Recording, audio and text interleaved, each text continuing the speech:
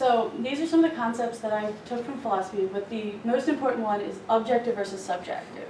So we like to think that our laws are objective and that they apply to everyone the same.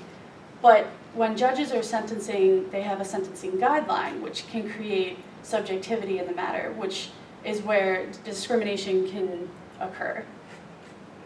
So next I have psychology, which my main concept from that is the social learning theory, which states that criminal behavior is learned. So it's learned through parents, peers, and your community, so your interactions with people around you. And this can be problematic if somebody is in a high poverty and high crime area. So my next discipline is sociology, for which I brought 3 theories. My first theory is critical race theory, which states that racism is woven into the American society through our laws and systematic discrimination. My second theory is functionalist theory, which states that the death penalty is important because it maintains social order. Conflict theory is explaining that the death penalty is a result of dominant groups oppressing the inferior groups, whether that's economically or racially. And I also use sociology to analyze my demographics, mostly for my first hypothesis. Criminology is a mix of sociology and psychology, and I relied heavily on this discipline. I use the deterrence theory, which is both specific and general deterrence. And specific deterrence is stating that an individual is deterred because they are specifically being punished and they're no longer a threat to society. And general deterrence is that the general population is being deterred based on the fact that there are examples being made of others that are being punished. But we found out that, or research shows that deterrence theory doesn't actually work, and an example of how we know this is the brutalization effect, which states that after an execution in a state, there tends to be a spike in the murder rates, so it's almost as if society is rebelling against the government. And my final discipline that I used was political science, which mostly was used for collecting and analyzing data in my second hypothesis, as well as reading the legal decisions like Furman and Gregg. So I used an interdisciplinary approach, and my 2 main integrative strategies that I needed to use were checks and balances and multi-causal explanation. So through sociology and philosophy, I was able to advance through checks and balances in checking the law to make sure that justice was being done. So I had to make sure that there was no social inequalities happening, and if so, something needed to be done about that. So that was a way that sociology and philosophy had a check and balance on the discipline, or on the law. And I also used building complex and multi-causal explanations by answering one question with multiple other disciplines. So I looked at, is justice being done? And in order to answer that question, I needed to look at sociology and see if there was social inequalities. And since I did find that in Maryland, you found that something needs to take place with the law to reflect that, and that's what happened with the death penalty repeal. The methodologies that I used was a literature review, which helped me compile theories that helped explain my hypotheses. I also reviewed primary data from the Maryland Commission of the Death Penalty the report came out in 2008, so it's fairly recent. I also relied heavily on Professor Archibald's dissertation, which was on social inequalities in the death penalty, as well as my own final semester project for political science last spring in preparation for this capstone project, where I analyzed 50 states and their political affiliation as well as a racial component to see who opposed and who supported the death penalty. So my first hypothesis is social inequality in the application of the death penalty and how that changed public opinion. So looking at the Maryland Commission of the Death Penalty, I found that 7 of the 10 cases saw that when there were African American perpetrators and a Caucasian victim, there were 70% chance that they were going to receive the death penalty, when in fact only 23% of murders actually happened this way. So there's an overrepresentation of this racial matchup. And this shows that there's racial inequality within this system because research has shown that when the victim is white, no matter what race the perpetrator is, the individual is more likely to receive the death penalty. And in Maryland, you can see that it's 7 out of 10 times. There's also inequality based on the jurisdiction. So Baltimore County has a heightened chance of receiving the death penalty, even though Baltimore City accounts for the most murder rates. So the public opinion changing based on these social inequalities led to differences in the polls. So as of now, we're at a low since the 70s, and only 63% of Americans support the death penalty right now. And Maryland's also following in that trend of decreasing their support, because right now, as of January 2013, the Washington Post had a poll stating that only 60% of Marylanders supported the death penalty. So to my second hypothesis, I looked at political affiliation in Maryland and how that helped change the law. So for the political science research paper that I did, I found that 23 out of 30 Republican states still have the death penalty, whereas only 9 of the 20 Democratic states have the death penalty. So this shows support for the fact that Democrats typically support or oppose the death penalty, whereas Republicans support the death penalty. There's also research to say that African Americans typically oppose the death penalty, which means that when you combine these and find out that Maryland's a Democratic state, as well as having a high population of African Americans in our state, it makes sense that we've repealed the death penalty.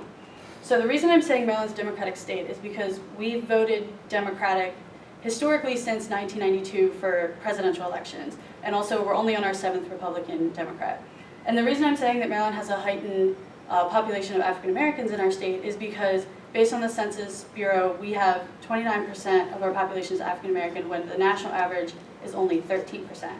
So when you put those two together and analyze the states, I found that 6 out of 10 Democratic states that also had a large African American population have repealed the death penalty in their states. So my final conclusions in this is that my interdisciplinary approach was very necessary because I relied heavily on sociology, criminology, philosophy, and political science, because without political science I would never have been able to analyze the data that I found from the other disciplines. Also, I found support for my 2 hypotheses based in an interdisciplinary approach. So I started with my 2 hypotheses blending by finding that heightened awareness of social inequality led to a change in public opinion, and that change in public opinion can be reflected in the government based on the people that we elect. So typically you're going to want to elect somebody that's going to reflect your views, and if our trend is that more people are opposing the death penalty, then we're going to elect somebody that supports repealing the death penalty. And that was part of O'Malley's agenda from the beginning of him taking office. So there's kind of also a check and balance on that, because if the public doesn't feel like their ideas have been reflected in the governor, they can petition the bill that he signed and have it come up in the ballot in November. And actually this did happen, and a group tried to petition the death penalty repeal bill, but they didn't meet the 18,000 signatures that were needed by the end of May. So based on that, that lends support to say that the public supports what Governor O'Malley did by signing the repeal bill, which also supports my 2 hypotheses that public awareness, public opinion changing, also with a Democratic state and Democratic governor, is what led to the repeal in Maryland. So that's it.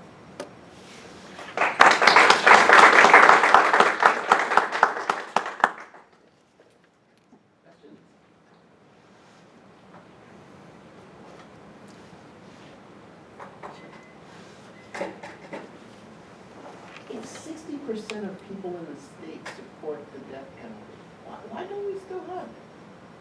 So there are more people that support it than don't, but it's the fact that the trend has been decreasing.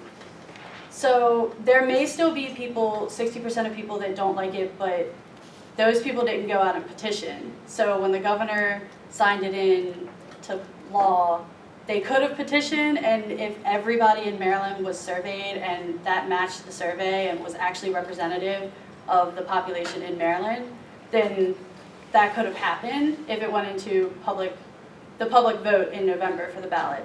But that didn't happen, so some people didn't speak up, some people didn't petition. Also, some people were going to vote for a governor based on other ideologies, not just their one agenda. So they're going to have multiple agendas, and if that's one thing, they're still going to vote for him if they like his overall idea.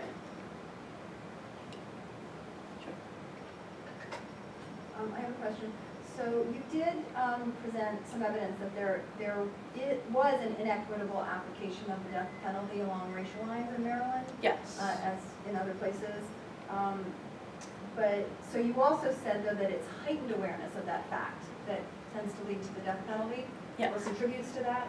So did you do any research around, or what did you find in terms of whether or not there was heightened awareness in Maryland and what contributed to that heightened awareness? If you did So- look at that. What I looked at that to support that is there was a poll from the Washington Post that asked people if they think that there's inequality in the application of the death penalty, and more people than not said that yes, they think so.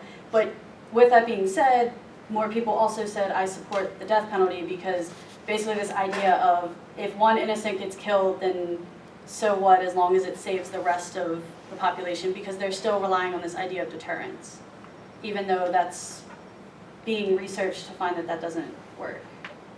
Does that answer your question? Okay. Yes. So just to help me fill out my rubric, I suspect the answer here is going to be messy, but can you help me understand, in what you've done, how does this contribute novelty to what is already out there, if we've read the right people or seen the right books? Okay, so the report that I was getting my information from was conducted in 2008, so that was before the death penalty repeal. So my research is done 2 years fresh since the death penalty repeal. So there's not that many people that have done a lot of research on that yet. So I mean, obviously that's going to continue to grow, but what my research is mainly contributing is that I was showing that the social awareness along with Democratic state and Democratic governor contributes to repealing the death penalty. So if other states wish to repeal the death penalty, if sociologists, criminologists, or even advocacy groups want to look at that and say, how do I get this state to repeal the death penalty, then my study will show this is what led to it in Maryland. Yes, it might not apply to other states like Texas, but obviously it's going to help some states that are similar to Maryland. I can say what worked for Maryland and what didn't work, and what might work for your state. So I hope you're going to publish this, if that's normal, because this is fascinating and clearly there's going to be a notice for that, but make sure you get a publication. Okay, so you mentioned that you borrowed conflict theory from sociology and philosophy. I'm just curious if you got a chance to maybe look into cultural hegemony and maybe how that's manifested, I guess, in the American justice system. No, I haven't looked at that, but that's a really good point, and I can put that into my research a little bit more about that and put that into my paper. That's a good point. Thank you. Well, thank you ever so much. You bring us right to the time.